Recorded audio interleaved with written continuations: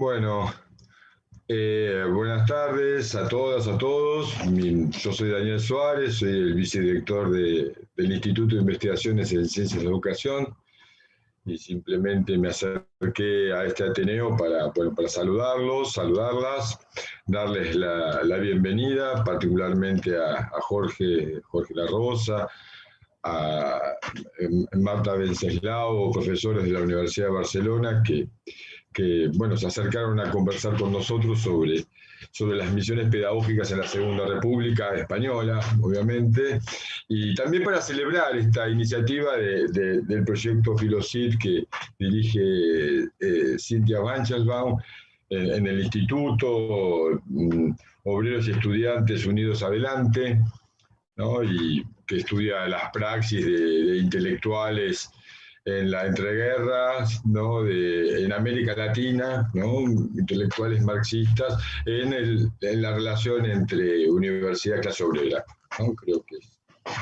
Así que bueno, la coordinación y digamos la presentación más específica la va a hacer Cintia y, y creo que Luciana. Los dejo con el protagonismo en este Ateneo y bueno, nos vemos desde YouTube. Hasta luego. Bueno, gracias Daniel por la presentación. Yo voy a ser muy breve también, agradecerle a Jorge, a Marta por estar hoy con nosotros acá.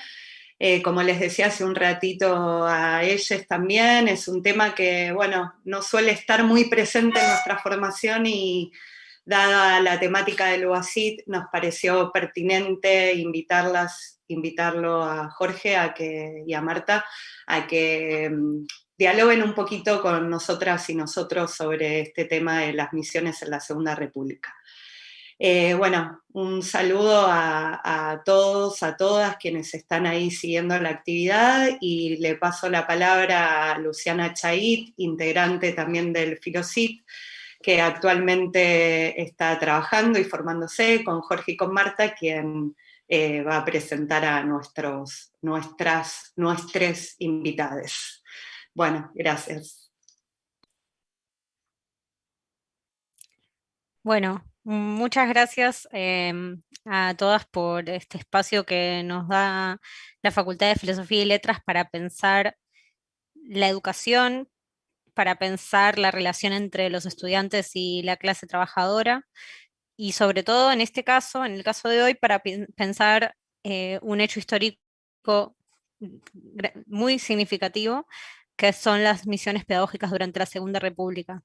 Digo muy significativo porque teniendo en cuenta la corta duración que tuvo la Segunda República, el impacto político, social, y inclusive desde la mística revolucionaria que tiene la Segunda República para todas las que nos sentimos invitadas a pensar este hecho, es inmenso. Y Jorge y Marta tienen la característica de tener algo que hoy Jorge quizás si tiene la posibilidad lo va a explorar un poco, que es tener estas iluminaciones, de pensar algunas cosas que ya fueron pensadas, no es que no fueron pensadas, pero pensarlas desde algún otro lugar. Y esa característica que tiene tanto Marta Wenceslao Puello, que está hoy con nosotros, que es una compañera antropóloga y que estudia la educación desde, podríamos decir, desde las márgenes, y Jorge La Rosa, que es filósofo de la educación, que no tengo intención de ponerme acá a hacer un gran currículum, pero probablemente muchos de ustedes lo han leído y les ha hecho pensar alguna cosa, que es parte del objetivo. Em, Tienen una característica que es acercarse a los textos y y a las propuestas educativas de una forma particular, que es un acercamiento amoroso.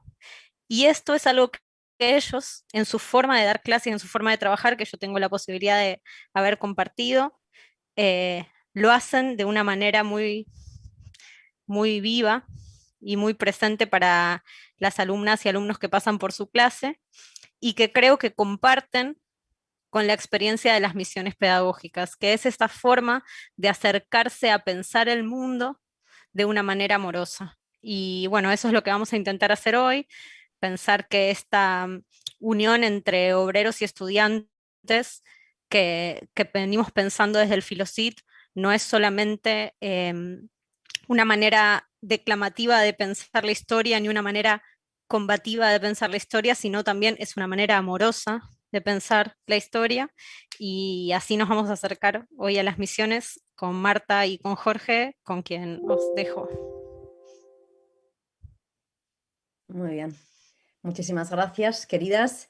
Gracias en todo caso a vosotras, a vosotros por abrir un espacio para que 90 años más tarde podamos seguir hoy hablando de las misiones pedagógicas de la Segunda República y pensando a partir de ellas. Así que, bueno, las gracias son nuestras por abrir un espacio para no olvidarnos de lo que merece la pena. De hecho, esta presentación no deja de ser una manera de rendirle tributo a uno de los acontecimientos más singulares de nuestra historia reciente. Pero no solo es una manera de rendirle tributo, sino también creemos que hoy pensar las misiones pedagógicas 90 años más tarde nos permite también pensar el presente y las formas en las que hoy es posible restituir políticamente la pregunta por la igualdad.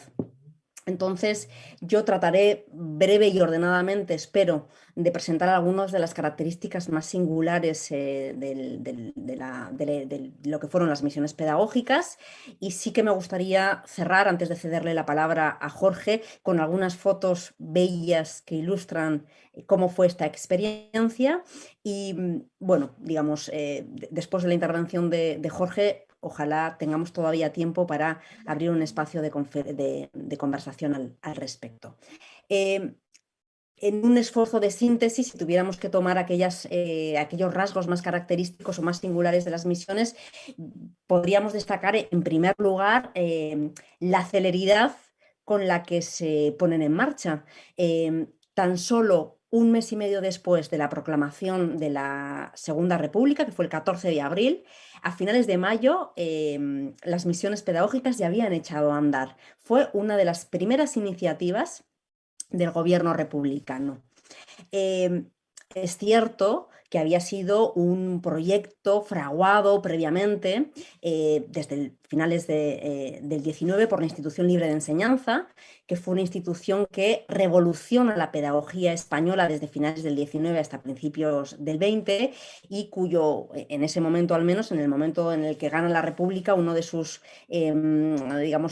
personajes o personas más destacadas era Manuel Bartolomé Cosío, que en ese momento era director del Museo Pedagógico Nacional y que fue el director del patronato de las misiones pedagógicas y sin duda uno de sus grandes impulsores. Las misiones pedagógicas establecen principalmente tres propósitos. En primer lugar, el fomento y la difusión de la cultura en lugares remotos y desatendidos de la España rural, mediante la habilitación de diferentes dispositivos o artilugios culturales. En segundo lugar, luego me detendré en estos artilugios, que es aquí donde comienza la trama.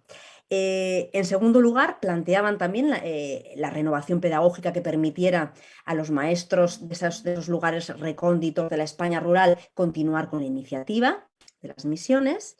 Y en tercer y último lugar, las misiones pretendían también afirmar los principios políticos de la Segunda República. Me parece que en relación con este último punto es importante poder aclarar que el propósito de las misiones fue, antes que un ejercicio de adoctrinamiento político, fue sobre todo una forma de despertar los sentidos de la gente hacia la cultura. De hecho, es aquí donde encontramos una de sus marcas distintivas en relación a cualquier otro movimiento de pedagogía popular de la época. Y además fue precisamente este también uno de los campos de batalla de sus detractores, que acusaban a las misiones pedagógicas de asumir un supuesto poco compromiso político.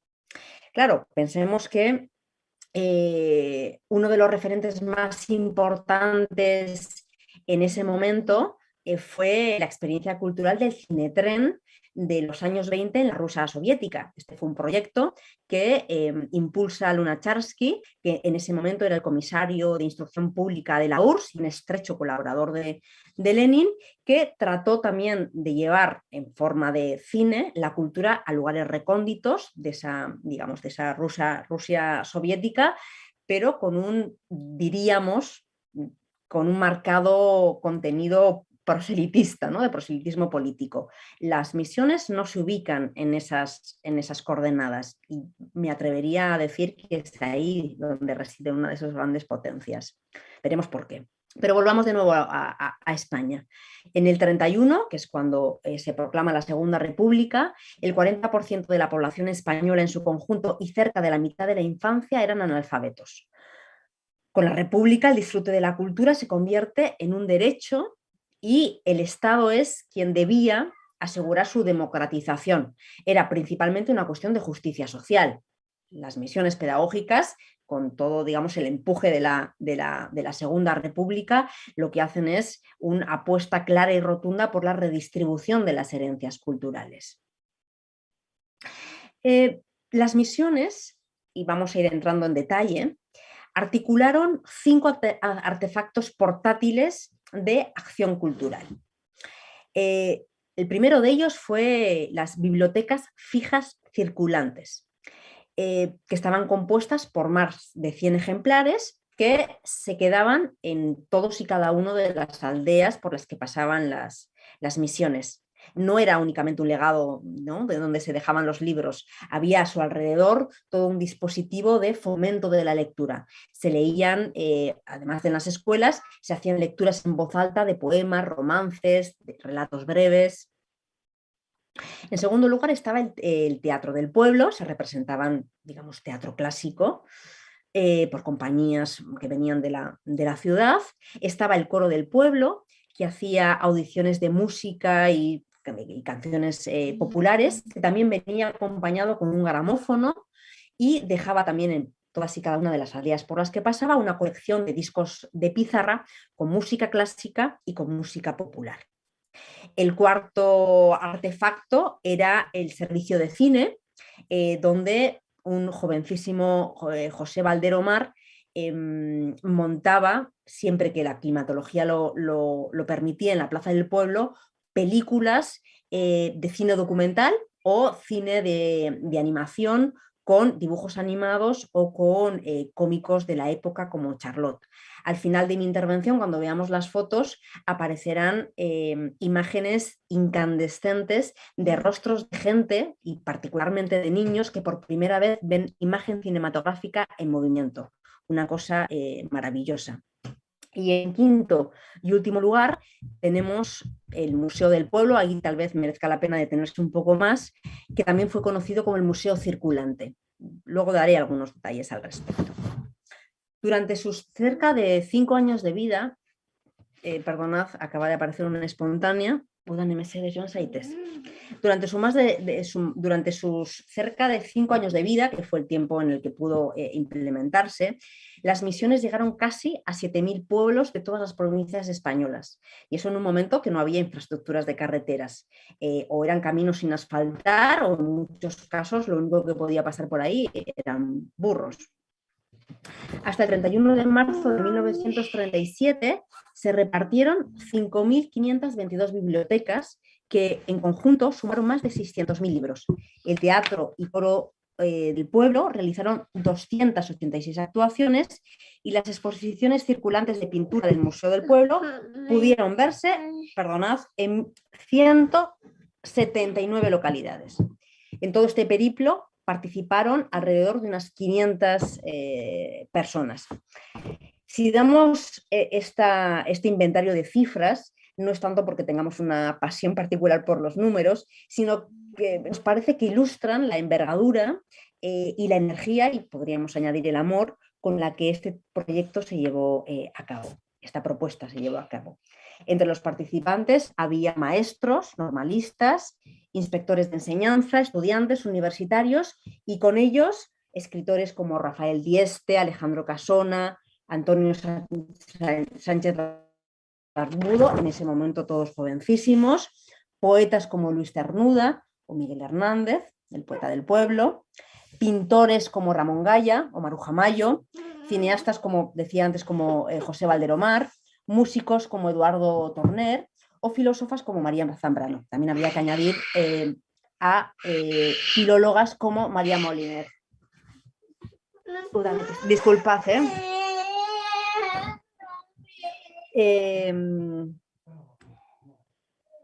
voy a detenerme a dar algunos detalles sobre el Museo del Pueblo, el Museo Circulante. El museo estuvo compuesto por 2 colecciones diferentes de 14 copias cada una, con obras a tamaño real. Esto no es cualquier cosa, en un momento en el que las infraestructuras y el transporte eran realmente complejos, que reunieron a las máximas figuras de la pintura española: Rivera, Zurbarán, Murillo, Velázquez, el Greco, el Goya. En la puesta en escena de este museo participaron Ramón Gaya, en ese momento jovencísimo, con 20 años, Antonio Sánchez Barbudo, Rafael Dieste, Luis Cernuda, Valderomar. Fueron, digamos, el núcleo básico que anduvo por las lontananzas españolas poniendo en escena el museo. La premisa de partida era que el patrimonio artístico estatal era un legado cultural de todos y para todos, era un legado cultural común y por tanto debía ser llevado a aquellas gentes que carecían de la posibilidad de visitar el Prado. Hay unas palabras que quisiera tomar de Manuel Bartolomé Cosío al respecto, a este respecto.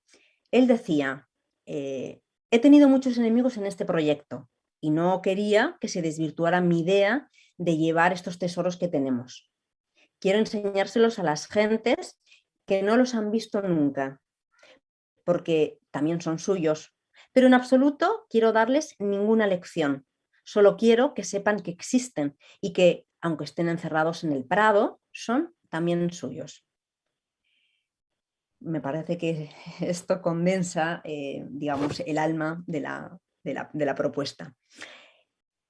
Podríamos decir que entonces que el museo no se proponía nada práctico o utilitario. Se trataba únicamente de que existiera. El proceso de creación del museo también merece nuestra atención. El proceso de selección de las obras, es decir, qué pintores y qué obras, fue tan dilatado como cuidadoso. Y también lo fue el proceso de selección de los copistas. No querían en ningún caso copistas al uso, sino querían pintores o copistas que pudieran darle una vida, imprimir vida a esa copia. Además, como os decía antes, nada de miniaturas, tamaño real, a pesar de las dificultades de transporte.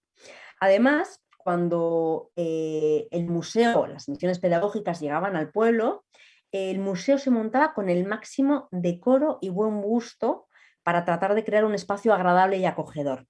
Se cubrían las paredes del local con sábanas blancas para que los cuadros se pudieran ver mejor. Se ponía música clásica de fondo con los gramófonos. Se colocaban macetas con plantas y flores en varios puntos de la sala y estaba todo encaminado hacia el estímulo de la experiencia estética. El lugar donde se solían instalar el museo era normalmente o bien el ayuntamiento o bien el Ateneo Popular. Cosío, y esto es interesante, no tenía una idea preconcebida de cómo debía funcionar el museo. Lo que más le importaba era la manera en que se iban a enseñar los cuadros.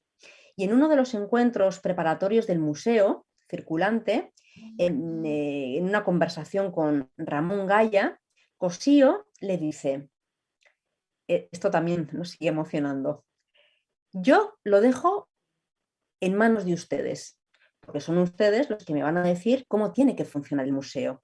Yo lo único que les digo es que no quiero que tenga ningún carácter pedagógico. Hay una palabra, misiones, por la que he estado luchando, pero no se encontró otra.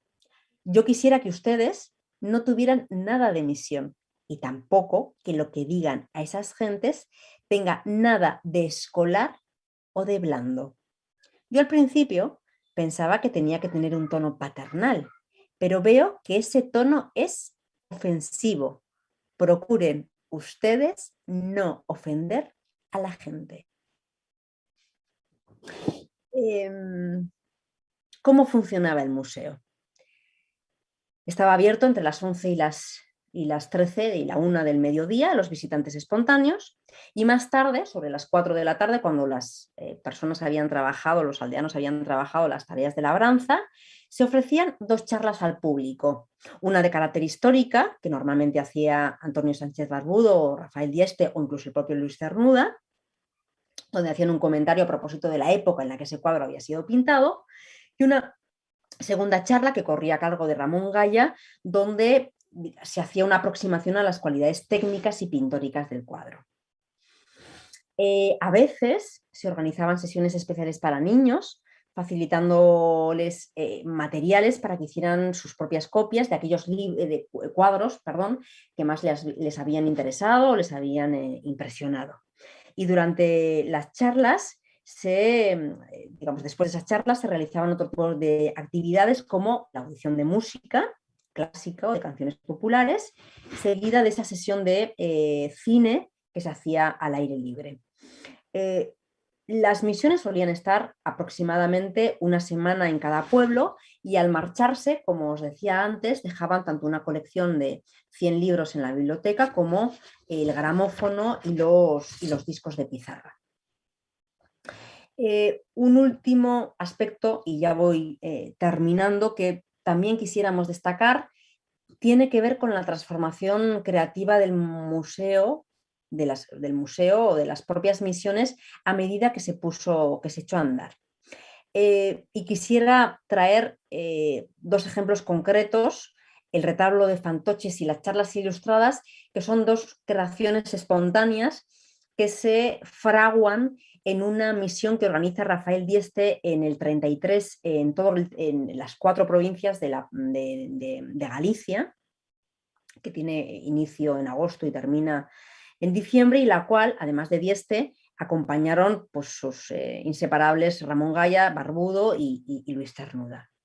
Durante esta misión se creó de forma completamente improvisada un teatro guiñol, al cual le llamaron el retablo de fantoches, a iniciativa de Dieste. Dieste era escritor y se representaban muchas de las obras o de las adaptaciones de obras clásicas que él escribía, y contó con el apoyo incondicional de Ramón Gaya, quien elaboraba tanto las marionetas como los decorados.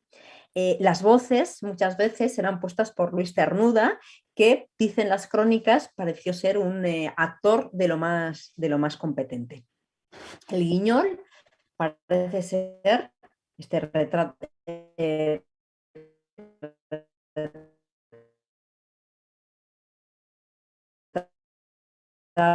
de fantoches, parece ser que se terminó convirtiendo en misiones a partir de entonces, porque de ahí Castilla y León, y ahí también, digamos, tuvo todo un espacio para hacerse todavía más popular.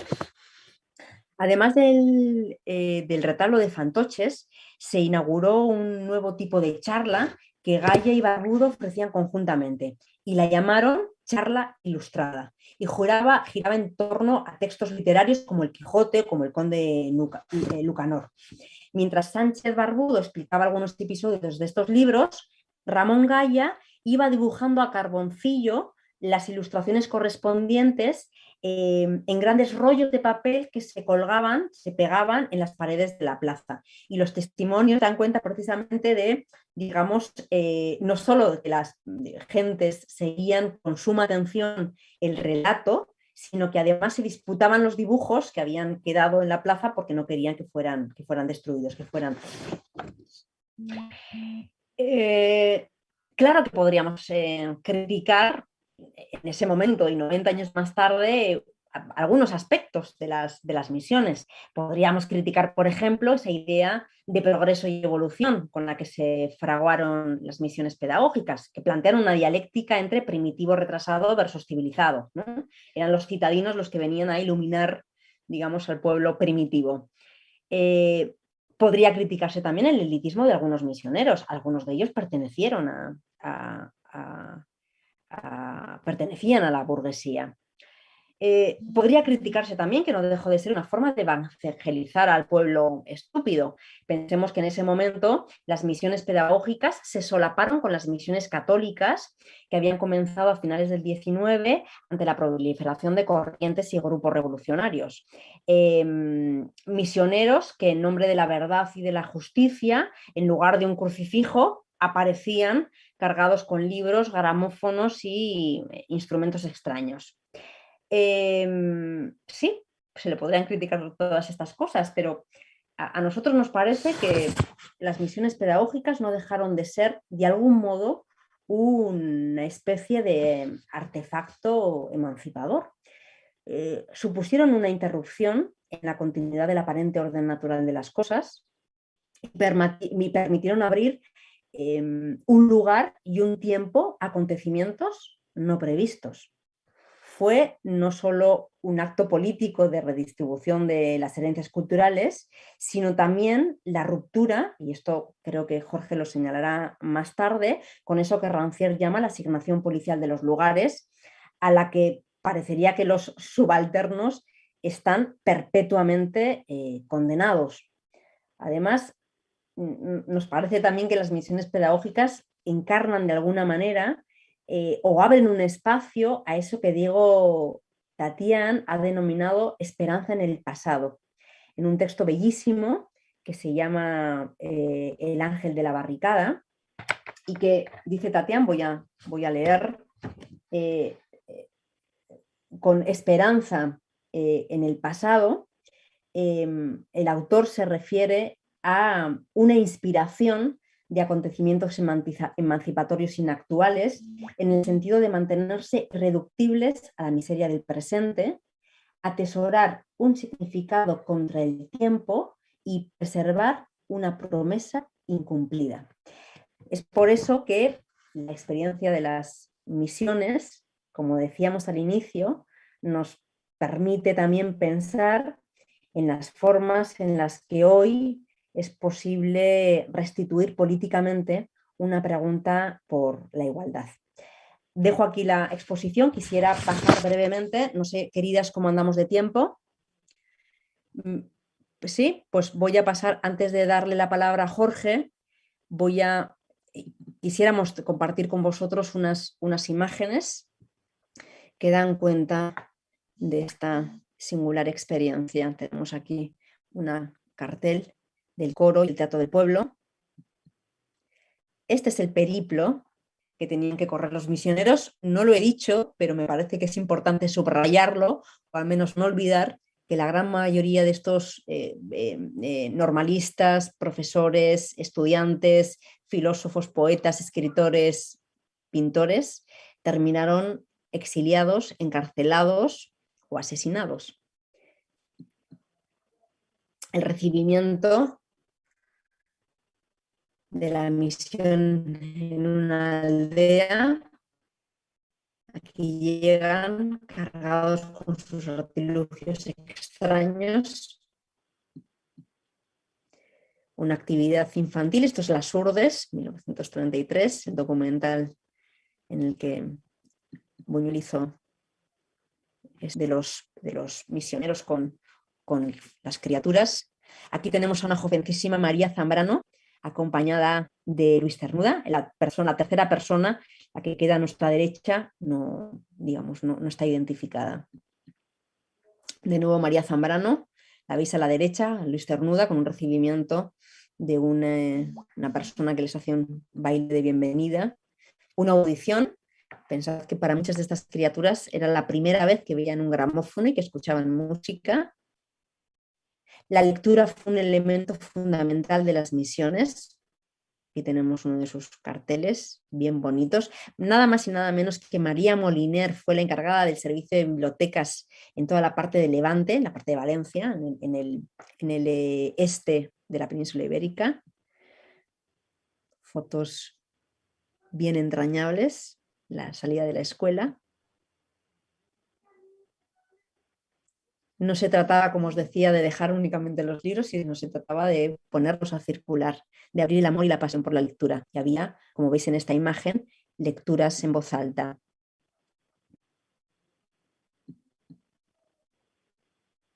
libros y fotogramas, gramófonos, más música. Esta es una representación del coro del pueblo. Esta es una representación del teatro del pueblo, teatro clásico. Otra representación.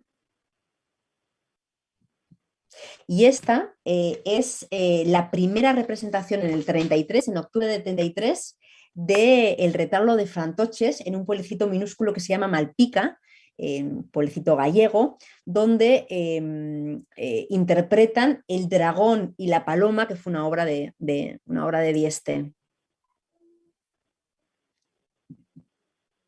Y aquí comienzan esas imágenes incandescentes de las que os hablaba antes, de criaturas que por primera vez ven imagen en movimiento.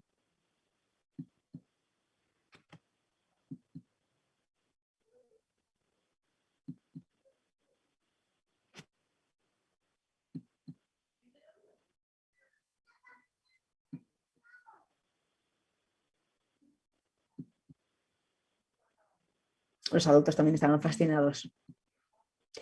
Esta foto, aquí se están cargando en el camión las colecciones del Museo Circulante. Ahora a continuación vienen unas fotos sobre el museo. Los fusilamientos de la Moncloa, de Goya. Fijaos el grupo de criaturas escolares reproduciendo, anotando, escribiendo, una menina.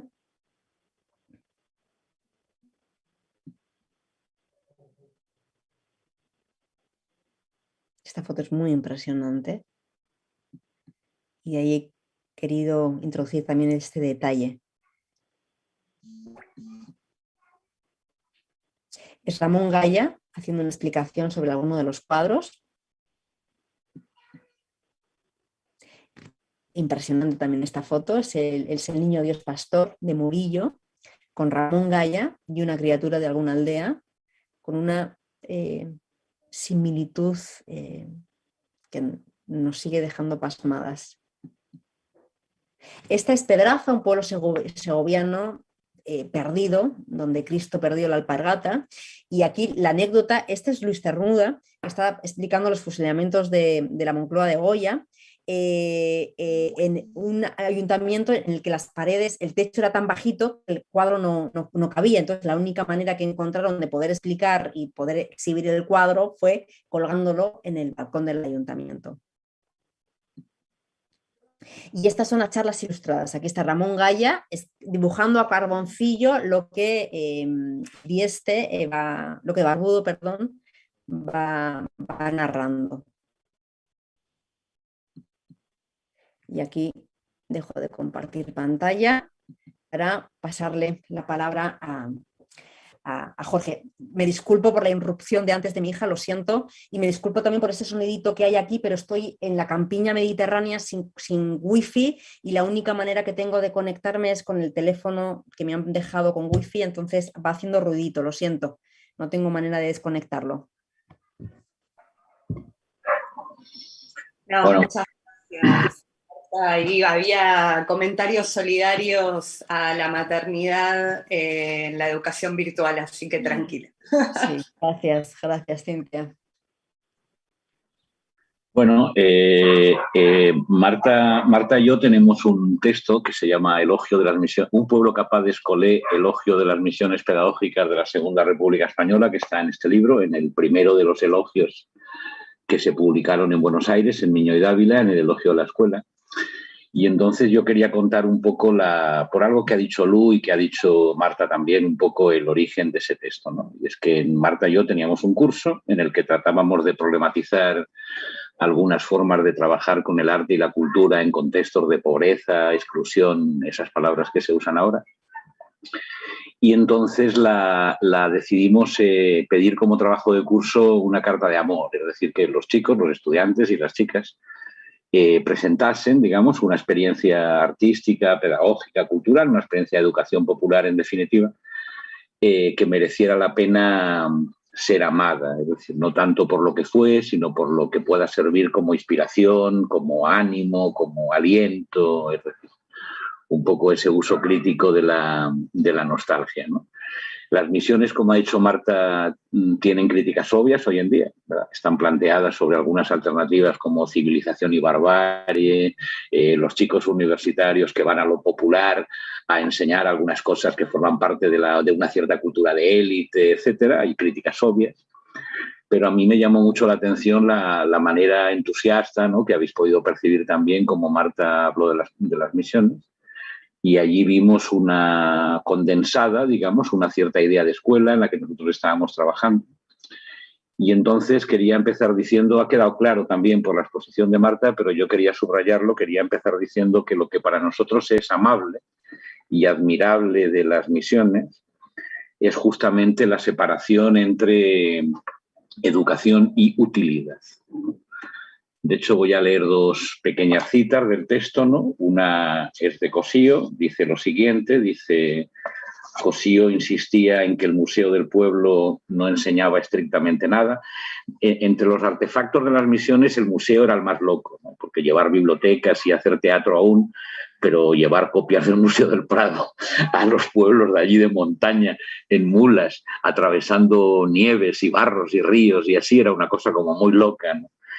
Entonces, Cossío insistía en que el Museo del Pueblo, no enseñaba estrictamente nada. Para él era bastante con que los campesinos sintieran y gozasen de esos cuadros como suyos, y lo que más le interesaba era que supieran que más allá del trabajo con el que ganaban su sustento, había un mundo de goces intangibles al que tenían derecho, en palabras de Cossío, para sentir las cosas por sí mismas, para contemplarlas, para gozar de su belleza, no como un medio, sino como un fin, ¿verdad? Ahí estaría la separación entre educación y utilidad, ¿no? Aquellas cosas que los universitarios, los jóvenes misioneros llevaban a los pueblos, no eran un medio, no eran una herramienta para otra cosa, sino que eran un fin en sí mismo. Por tanto, formaban parte del lujo de la existencia, ¿no? Voy a leeros otra cita de Cossío, que pertenece a un texto que él escribió de 2 o 3 páginas, con la sugerencia de que los misioneros, si querían, podían leerlo en la inauguración del museo, ¿no? Y el texto dice lo siguiente, ¿no? Dice: si los hombres han inventado el pintar, que según parece es cosa de lujo, muchos siglos antes de que inventasen cosas tan útiles y necesarias como el hacer cacharros, azadones y arados.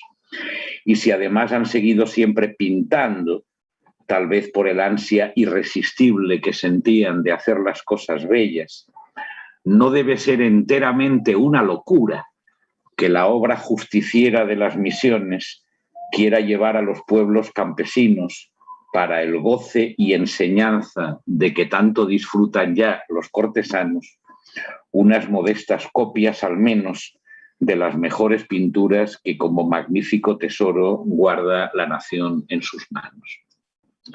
Hay una parte del texto que está destinada a comentar un poco esta idea de cosa de lujo. Las misiones eran cosa de lujo, ¿verdad?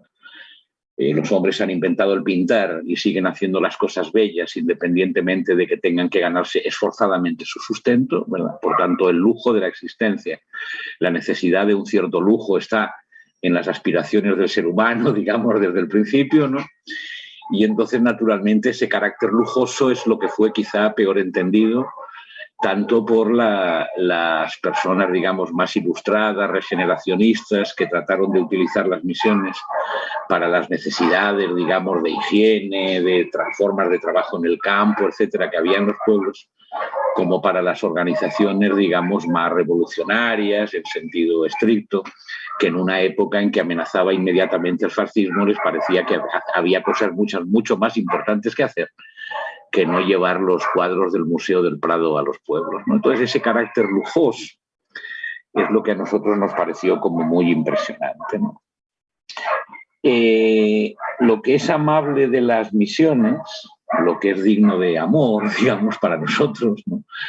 Lo que es inspirador y lo que es realmente una especie de perla en el pasado, digamos, es justamente lo que las imágenes, las fotos que Marta ha enseñado muestran, que muestran a un pueblo sí capaz de ese lujo, de ese goce de finalidad. Es decir, son fotos que muestran un momento de felicidad, un momento de felicidad. Eso es muy impresionante, ¿no? Además, las fotos de las misiones fueron expuestas en el pabellón español en el pabellón de España en la Exposición Universal de París, ya durante la guerra, el mismo pabellón donde estaba para el que Picasso pintó el Guernica, ¿verdad? Que era un pabellón donde la España en guerra, digamos, ¿no? Hacía un poco, qué sé yo, pues mostraba un poco su situación, sus conflictos, sus dolores y sus sufrimientos, ¿no? Y entonces en algunas salas estaban expuestas las fotos de las misiones que daban la imagen no de un pueblo miserable, ¿no? De un pueblo hambriento, sufriente, de un pueblo oprimido, de un pueblo que llora, digamos, ¿no? Tampoco de un pueblo armado, combatiente, luchando contra el fascismo, sino la imagen de un pueblo feliz disfrutando de los cuadros, ¿no? En el texto que os he comentado, dice en algún momento, las imágenes que enviaban los misioneros mostraban campesinos alegres, curiosos, atentos, interesados, concentrados y receptivos, campesinos como nunca antes se las había visto, ¿no? Es verdad que los años 30 es la época en que empieza el fotodocumentalismo y entonces digamos que se producen sobre todo dos tipos de imágenes. Imágenes que representan lo popular desde el punto de vista del sufrimiento, del hambre, de la miseria, del dolor, de la pobreza, de la carencia. Y imágenes que representan lo popular, sobre todo en la Guerra Española, ¿verdad? Que al principio fue una sublevación popular, fue un levantamiento popular contra el fascismo, antes de que fuera una guerra, digamos, entre dos ejércitos organizados, ¿no? Las imágenes del alzamiento popular contra el fascismo dieron la vuelta al mundo, que presentan un pueblo armado, digamos, ¿no? Un pueblo combatiente, un pueblo consciente de sus derechos que combate. Y las misiones presentaron una imagen completamente distinta, ¿no? Una imagen de la gente, pues qué sé yo, pues viendo los cuadros, así yendo al teatro, como cualquiera, como cualquier burgués en cualquier teatro de Madrid, o cualquier domingo por la tarde en el Museo del Prado, ¿no? Entonces, en ese sentido, las fotos son muy impresionantes porque muestran lo que en el pueblo es impropio del pueblo. Parece que lo propio del pueblo sería o bien la miseria o bien el combate. Hay un libro de Didi Huberman que se titula Pueblos en Lagma, o sea, los pueblos que lloran, ¿verdad? Los pueblos lacrimosos, ¿no? Y los pueblos en armas, digamos, parece que las imágenes convencionales del pueblo es o bien el llanto o bien el fusil, ¿verdad? Y las imágenes presentan una cosa completamente distinta, ¿no? Para ilustrar un poco eso, voy a leer, esta vez no del elogio de la escuela, sino del elogio del profesor, una cita de Rancière. Está en el contexto de una conversación con Maximiliano López que se titula Pompas de jabón, donde insiste justamente en ese carácter de gratuidad, digamos, y de inutilidad, ¿verdad? De gratuidad de la educación y de la escuela. Y Rancière dice lo siguiente, ¿no? Dice, muchas veces he recordado que la revolución humana que el joven Marx opone a la revolución política tiene su núcleo en la idea schilleriana de la educación estética del hombre, relacionando la libertad y la igualdad no solo de la división del trabajo, sino de la separación misma entre los fines de una actividad y sus medios. La revolución concierne al mundo percibido y sensible, a nuestros gestos de todos los días, a la manera como los seres se relacionan los unos con los otros.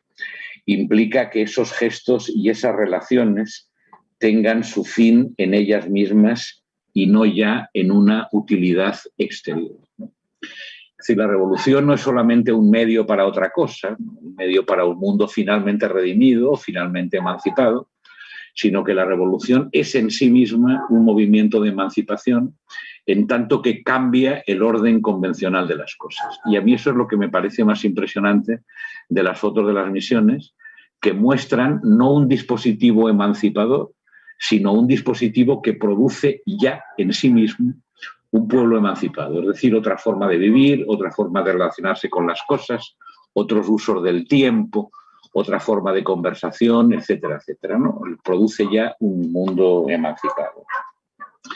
En ese sentido, y ya para contar mi iluminación de estos días, ¿no? Estuve el otro día en el texto nuestro de Marta y mío, veréis que sobre todo al final hay una relación con Didi Huberman y con algunas cosas que dice Didi Huberman sobre la representación de lo popular en el cine y en la fotografía. Didi Huberman, como ustedes saben, es un benjaminiano, digamos, heterodoxo, pero tiene mucho que ver con una cierta idea de la imagen superviviente muy benjaminiana. Y este fin de semana yo estuve en Portbou, donde está enterrado Benjamin, ¿verdad? Donde se suicidó Walter Benjamin, viendo, bueno, llevando a unos amigos allí, viendo el famoso monumento a los pasajes que hay a la puerta del cementerio de Dani Caravan, ¿no? Entonces, nosotros leímos, hicimos una parte del camino a pie, el camino en el que Benjamin cruzó la frontera son como unos 16 kilómetros. En verano no se recomienda mucho una caminata semejante a pleno sol y qué sé yo, no hay ni un árbol por allí. Y entonces hicimos el camino que va de Portbou hasta la frontera con Francia, digamos, o sea, la mitad española del camino. Cuando estábamos justo en la frontera leímos el relato que hace Lisa Fritko, que es la mujer que pasó a Benjamin y a otras personas por la frontera. Y entonces por la tarde fuimos a ver el monumento de Dani Caravan y leímos allí algunas cositas porque los textos que hay, tanto en el cementerio como en el monumento de Dani Caravan, pertenecen a las tesis de la filosofía de la historia, donde está el famoso texto del ángel de la historia, ¿no? Ese según el cual el ángelus novus, ¿verdad? El ángel de Paul Klee, que sería un poco la mirada del historiador, es un ángel que no mira hacia adelante sino hacia detrás y lo que ve es una acumulación de ruinas, de desastres, de catástrofes, de muertos, de proyectos fallidos, de fracasos, etcétera, ¿verdad?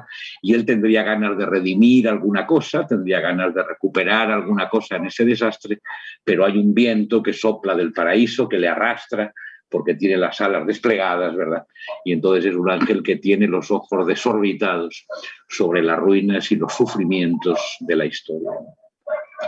Es ese ángel el que Diego Tatián, en un texto que ya ha citado Marta y que Luciana, Marta y yo comentamos a propósito de una película de Morera Sales, contrapone al ángel de las barricadas, que sería otro uso crítico de la nostalgia, ¿no? Pero hay una cosa que a mí me llamó mucho la atención y es que en la segunda de las tesis de la filosofía de la historia, Benjamin habla de la felicidad.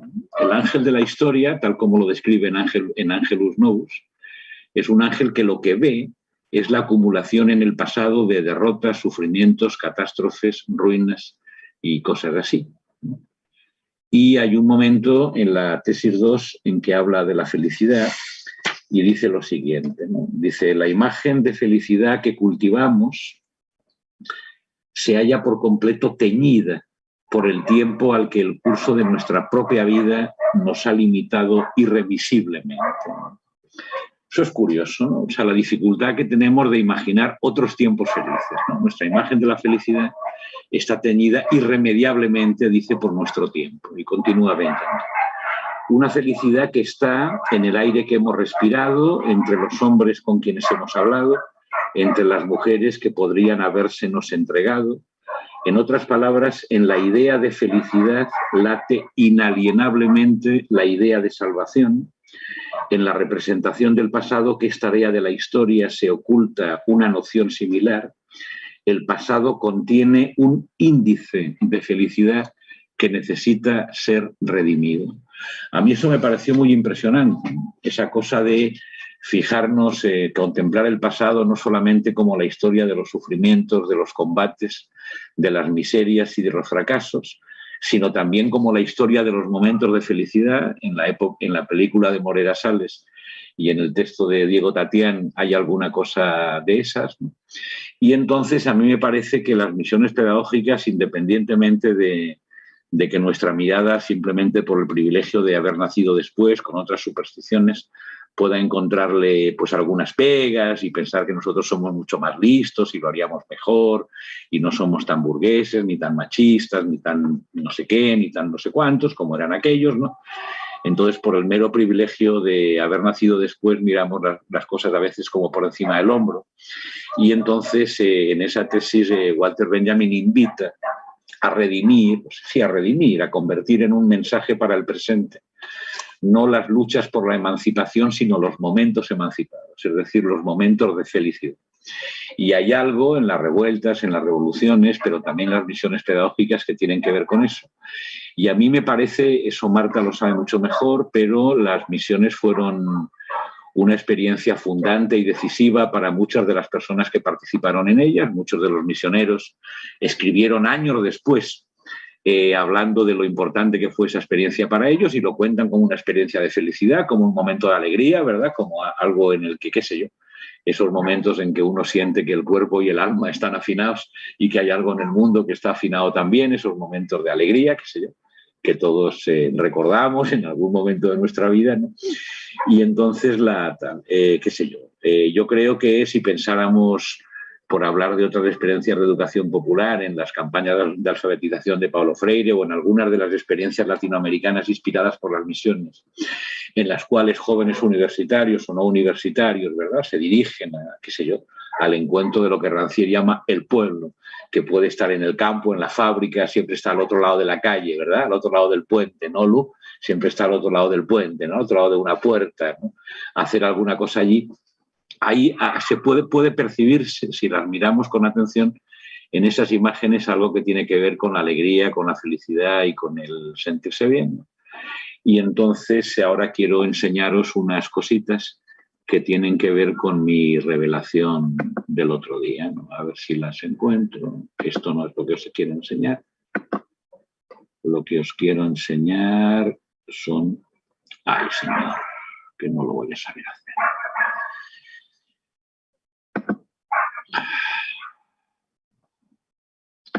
Quería enseñaros unas fotos, pero voy a ver si las encuentro de otra manera. Vamos a ver, ahí.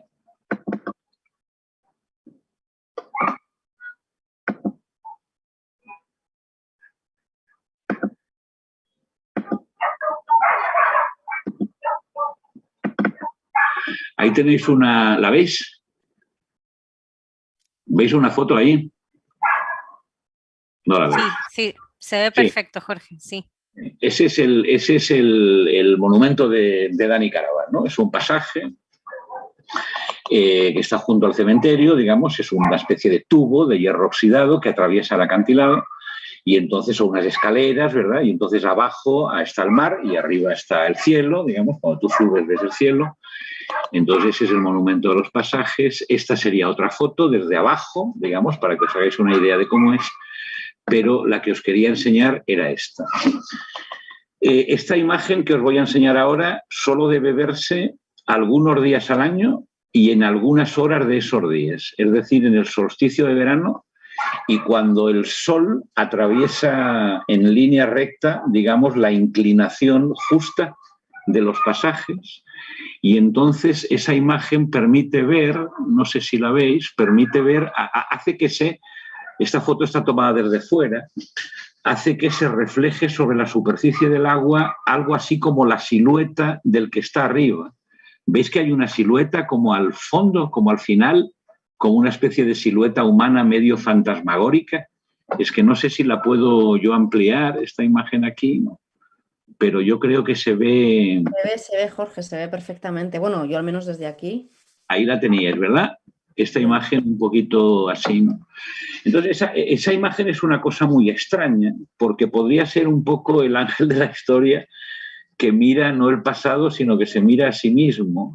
O sea, ese es mi propio cuerpo, digamos, con un aspecto un tanto espectral y fantasmagórico, sí, reflejado sobre la superficie del agua, de manera que cada movimiento del agua de alguna manera lo descompone, ¿verdad?, y lo deforma. Y entonces tuve como la extrañísima sensación de estar yo mismo convertido en fantasma, en recuerdo, digamos, ¿no?, en una especie de presencia espectral desde el otro lado del pasaje, ¿no? No en un cuerpo que todavía vive y que todavía es de carne y hueso, sino una especie de figura espectral. Y entonces pensé que qué es lo que podría redimirse de eso, ¿no? O sea, qué es lo que el recuerdo que a cada uno de nosotros y de nuestras luchas, nuestros compromisos y de las cosas que hemos hecho en la vida, qué es lo que nos gustaría que fuera redimido, digamos, ¿no? Que fuera de alguna manera recordado. Y entonces pensé que no es del todo idiota la idea de que lo que quisiéramos que brillase fuera justamente los momentos de felicidad que hemos vivido y que tal vez algunas otras personas han vivido con nosotros. Entonces, yo no sé si los misioneros podían tener eso en la cabeza, pero cuando yo escucho a Marta hablando de las misiones, tengo la sensación de que lo que Marta redime, o sea, lo que Marta ama, digamos, es justamente esa imagen de la felicidad. Esa imagen de la felicidad que pasa por un momento que fracasó, que no continuó, que seguramente sería imposible en otras condiciones, ¿verdad? Pero donde de alguna manera el mundo fue distinto. Por un instante el mundo fue distinto. Por un instante hubo un tiempo separado del trabajo, hubo algo separado de la necesidad y la gente pudo permitirse el lujo, en términos de Cossío, el lujo de vivir de otra manera, es decir, una cierta experiencia de la comunidad y una cierta experiencia de la igualdad y una cierta experiencia de la belleza, ¿no? Entonces a mí me parece que en una época, y con esto termino ya, en una época en que predominan los discursos armados y los discursos muy combativos, los discursos en que se insiste mucho, que no está mal insistir en eso, y que es necesario, y es necesario también políticamente, ¿no? En que se insiste mucho en hacer la memoria de los sufrimientos y de las luchas, ¿verdad? De los dolores, en definitiva, no está mal que nos podamos dedicar también en algún momento a hacer la memoria de los momentos de felicidad y hacer la memoria de aquellos momentos en que una revuelta, una intervención política o alguna cosa constituyó para aquellos que la vivieron un tiempo y una forma de vida ya emancipada. Y yo creo que las fotografías de las misiones permiten intuir eso, o sea, permiten ver de alguna manera esa felicidad y esa emancipación. Algo que no se puede ver ni en las fotos más estereotipadas, digamos, del pueblo sufriente, que tratan de mostrar un dolor, digamos, o un sufrimiento, ¿verdad? Que qué sé yo, pues que provoque la mala conciencia o que provoque lo que sea, ni tampoco en las fotos, digamos, del pueblo luchador y del pueblo combatiente, ¿no? Con lo cual no digo que no haya algo de lucha en las misiones y que no haya algo de miseria en las misiones, ¿eh?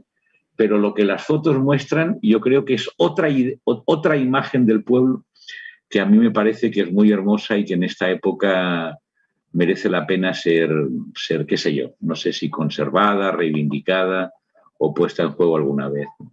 Entonces, bueno, esa era mi exposición, que tiene que ver no tanto con contar lo que las misiones fueron, sino la manera como yo miro con mucho cariño, la manera como Marta mira con mucho cariño las misiones pedagógicas y le encanta enseñarlas, como ahora las estamos enseñando a vosotros, no solamente como un testimonio de algo que ya fue, sino algo que puede ser reactivado en cada momento si tenemos la fuerza, el coraje y la inteligencia necesaria como para pensar que en la lucha también hay alegría, emancipación, felicidad, sentimiento de comunidad, que se abre de alguna manera otra manera de vivir, ¿no? No solo prepara otra manera de vivir, sino que constituye en sí misma otra manera de vivir, ¿no? Eso es lo que os quería decir.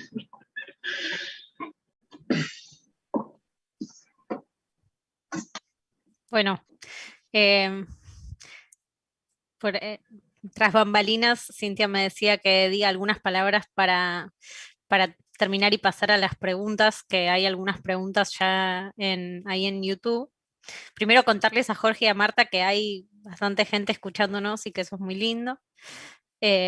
Saber que nos animamos a construir este momento de separación de la cotidianidad para estudiar las misiones pedagógicas de la forma en la que las están presentando ustedes con mucho amor. Y en realidad solo quería decir dos cosas para cerrar un poco este tema, o por ahora, si me animo. Una de esas es que hay una banda de música contemporánea en Buenos Aires, que muchos de los que quizás están escuchando la habrán escuchado alguna vez, que hace canciones de la Guerra Civil Española, justamente, que se llama, es una banda divertida, que se llama El violinista del amor y los pibes que miraban. Ese título chiquito tiene la banda. Y en su disco, que tiene canciones, la mayoría de ellas de la Guerra Civil, que tanto nos dejó en términos estéticos, su disco se llama Canciones e himnos de revoluciones que no fueron.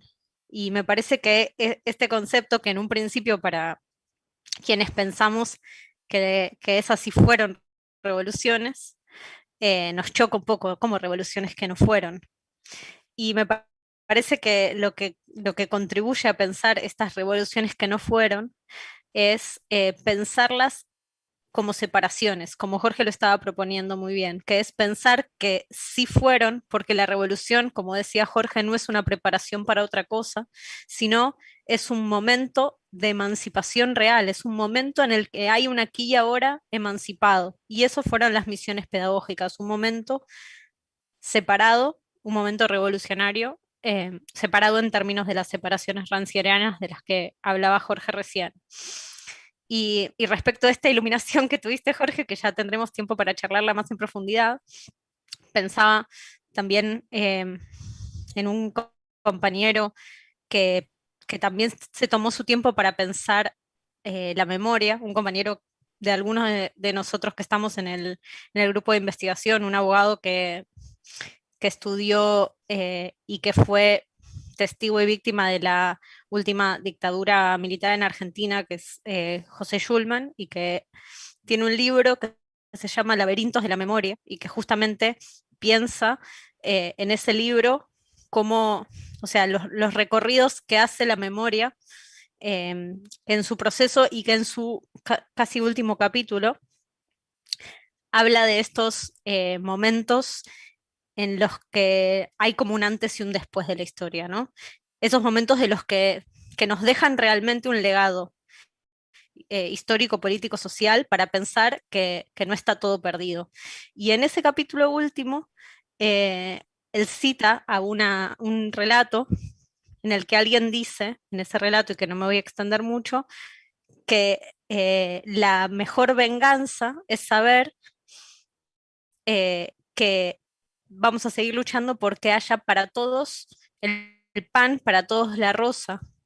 Y cuando habla de la rosa, habla de la belleza, está hablando de que para todos exista esa posibilidad de la belleza. Y ese para todos la belleza es lo que nos traían hace 90 años las misiones pedagógicas, la posibilidad de pensar un para todos la belleza. Y creo que eso es un poco lo que en este momento de separación supimos construir juntos, una posibilidad de socializar el conocimiento, de socializar el arte, de socializar los libros, de pensar que no están encerrados necesariamente en el Prado, sino que están ahí porque los estamos cuidando, pero que para todos todo, inclusive el arte.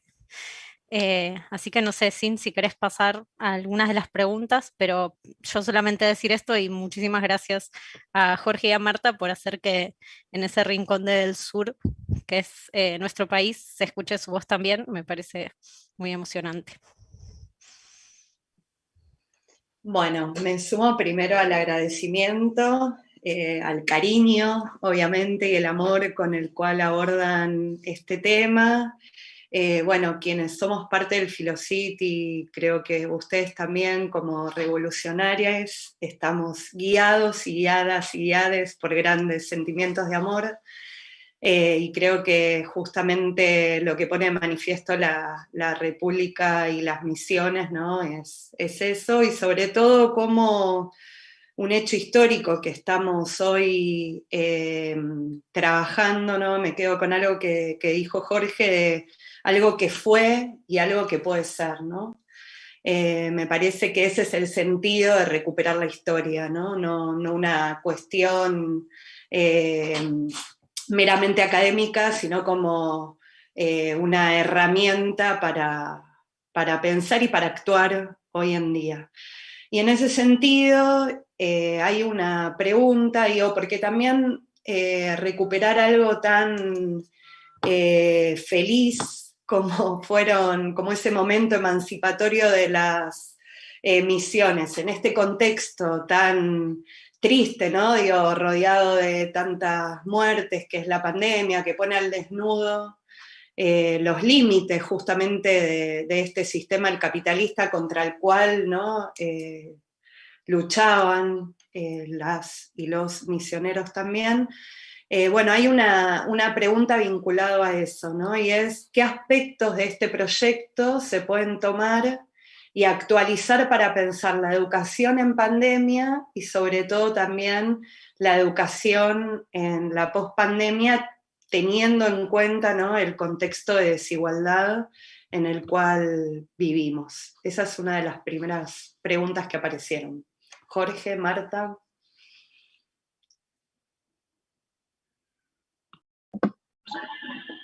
Me parece que la pregunta esta pone en juego la desigualdad en la cual vivimos y pone en juego el momento de, qué sé yo, de quiebre y de sufrimiento y de destrucción de muchas cosas en el cual vivimos. A mí me parece que las misiones representan una manera de experimentar la igualdad en acto, de verificarla en el sentido rancieriano, en el sentido en que crean en aquellas plazas y en aquellos pueblos por un momento, porque siempre todo es por un momento, crean un espacio distinto y un tiempo distinto, ¿no? Crean como una especie de agujero en la cotidianidad, ¿no? Una especie como de separación de la cotidianidad, ¿no? Entonces, me parece que para eso viene a cuento, pues me permitís que use palabras de otros, pero quería usar unas palabras de nuevo de Rancière, que tiene que ver con esa especie de creación como de refugios, de agujeros, ¿verdad? De sitios donde se pueda experimentar en acto que otra forma de vivir es posible y que termina justamente con la cuestión de la igualdad, ¿no? El texto, la cita que os voy a leer habla de la emancipación, pero yo creo que se puede aplicar a la escuela y a las misiones. Piensen ustedes en las misiones todo el tiempo, ¿eh? Rancière dice lo siguiente, dice: la emancipación siempre ha sido una manera de crear un tiempo otro en el seno del orden normal del tiempo, un modo diferente de habitar en común el mundo sensible. Un tiempo otro, ¿verdad? Separado del tiempo, del trabajo, la necesidad y tal. Y una distinta manera de habitar en común, ¿verdad? O sea, de estar juntos en relación a el mundo sensible, ¿no? Dice, siempre ha sido más una manera otra de vivir en el mundo presente que una preparación de un mundo por venir. No se trabaja para el porvenir, se trabaja para excavar un agujero, para producir un apartamiento, para posibilitar e intensificar la experiencia de otra manera de ser. La emancipación antes y ahora. A mí me gusta mucho ese antes y ahora, ¿verdad? Una y otra vez, ¿verdad? La emancipación antes y ahora. Es una manera de vivir en el mundo del enemigo, en la posición ambigua de quien combate el orden dominante, pero es capaz también de construir lugares aparte donde escapar a sus leyes. Lo que es vital hoy es desarrollar formas de secesión respecto a los modos de percepción, de pensamiento, de vida y de comunidad propuestos por las lógicas desigualitarias. Fijaros que al final, él, después de hablarlo de otro tiempo, otra manera de vivir en común el mundo sensible, ¿verdad? La cantidad de las veces que aparece la palabra otro, ¿no?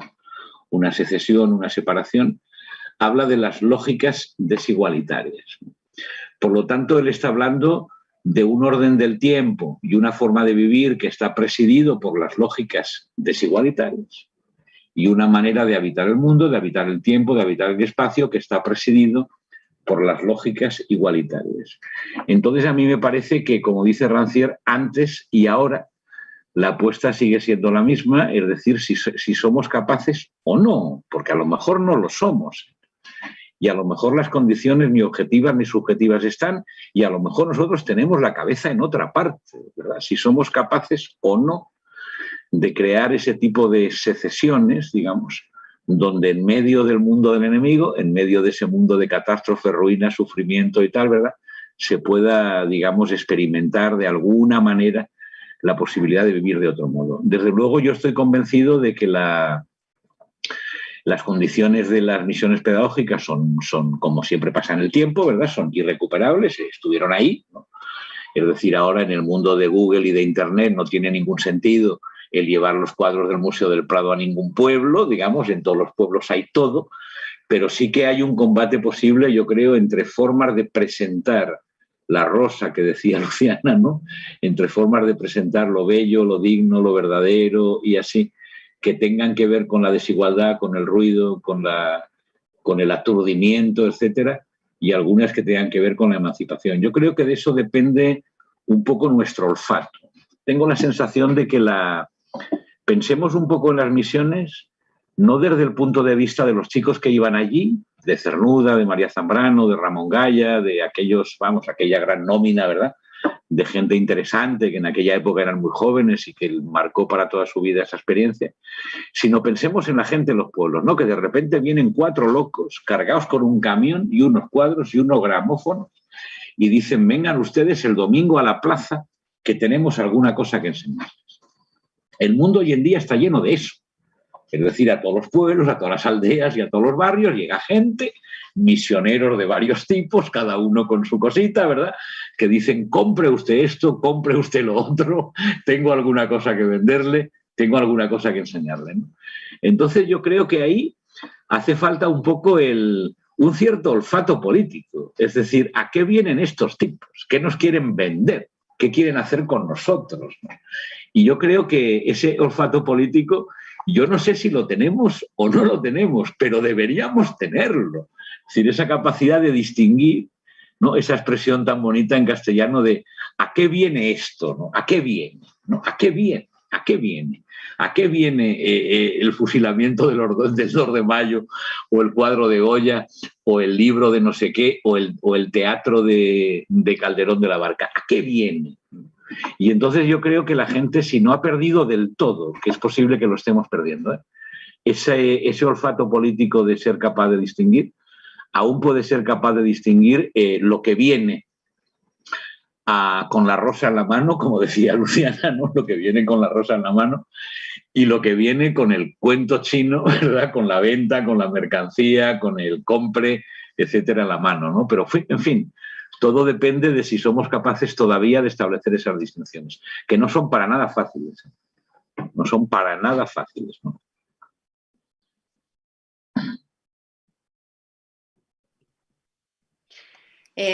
Había un comentario también, y Marta, te doy la palabra después, que dice: mantener y recuperar la memoria de la política educativa de la República Española es en sí mismo emancipadora, ¿no? Digo, esto que estamos haciendo hoy también como un acto emancipatorio. Marta.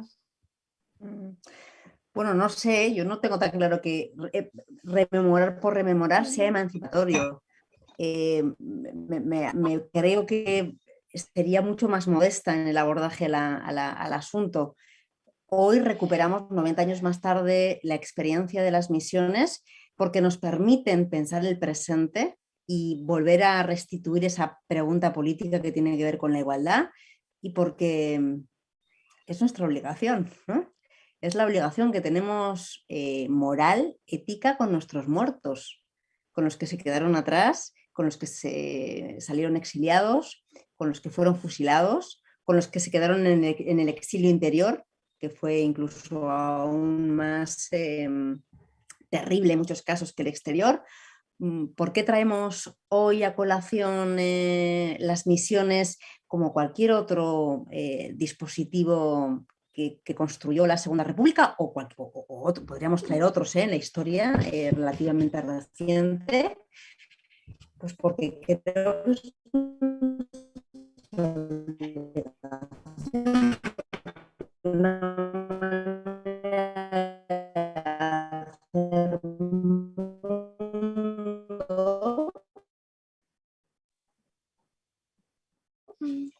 o impedir de el mundo se deshaga, por tomar la frase de Camus que a Jorge le gusta subrayar, para evitar que el mundo se deshaga, tenemos que estar en deuda también con el pasado, me parece. Hacer que el mundo dure y por traerla y hacerla hablar.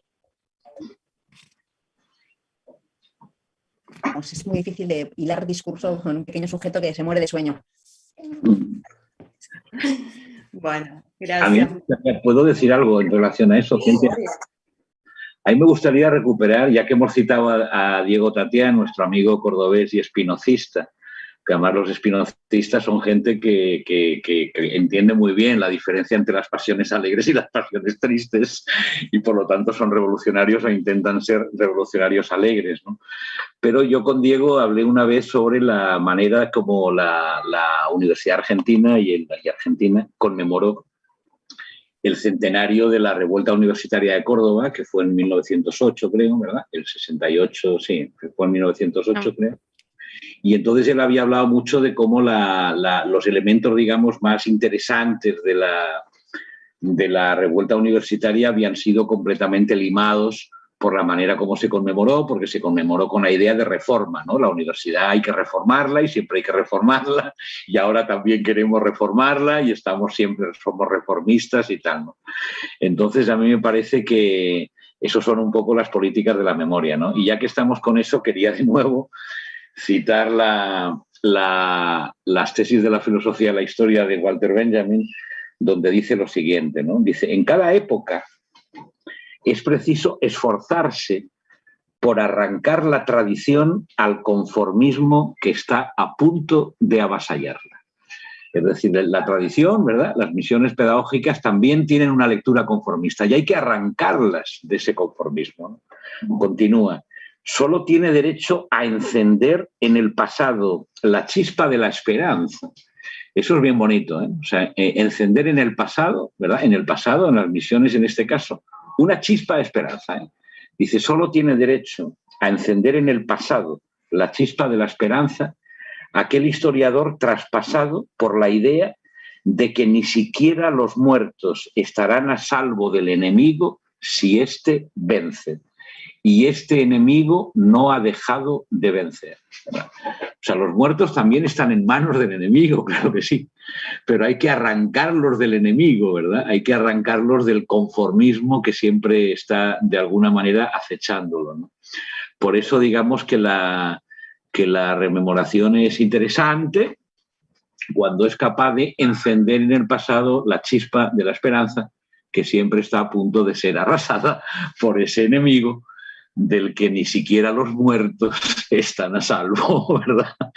Por eso la imagen de fantasmagórica que yo vi en el mar, digamos, era como tan así, ¿no? Porque dice uno, ¿quién hará la memoria de? ¿No? O sea, aquellos chicos, también, aquellos misioneros también podían pensar eso, Cosío mismo, ¿no? O sea, ¿quién hará la memoria de esto? ¿No? O sea, ¿en manos de quién caerá la memoria de esta cosa?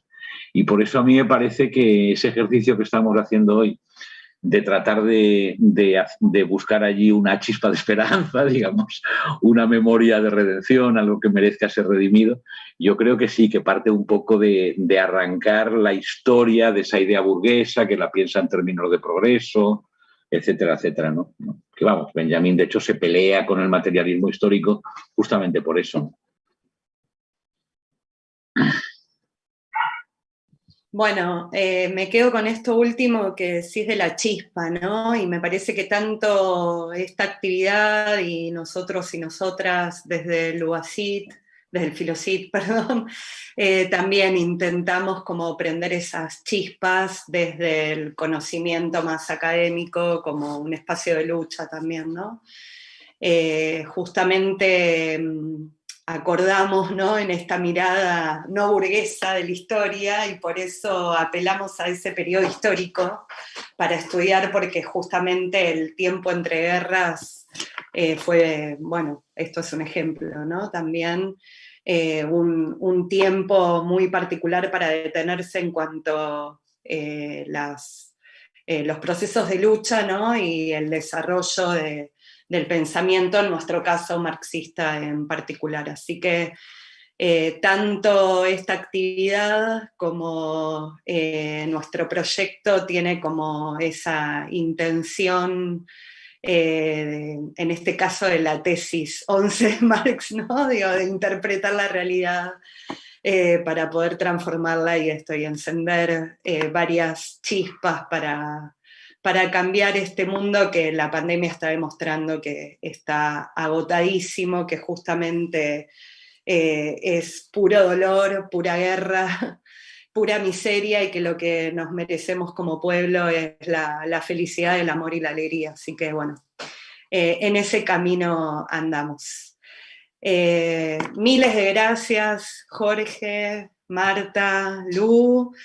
Sabemos que ahí ya es un poquito más tarde, así que bueno, y a todas y todos que estuvieron participando también ahí desde el YouTube, dejamos un correo por si quieren acceder al texto, si es que no lo consiguen, el libro que mencionó Jorge, El Elogio. Bueno, nos escriben y les podemos facilitar también el texto. Y bueno, también nos pueden escribir por otras dudas, comentarios que quieran hacer al respecto. Bueno, muchas gracias de nuevo a todos, todas y todes por estar acá.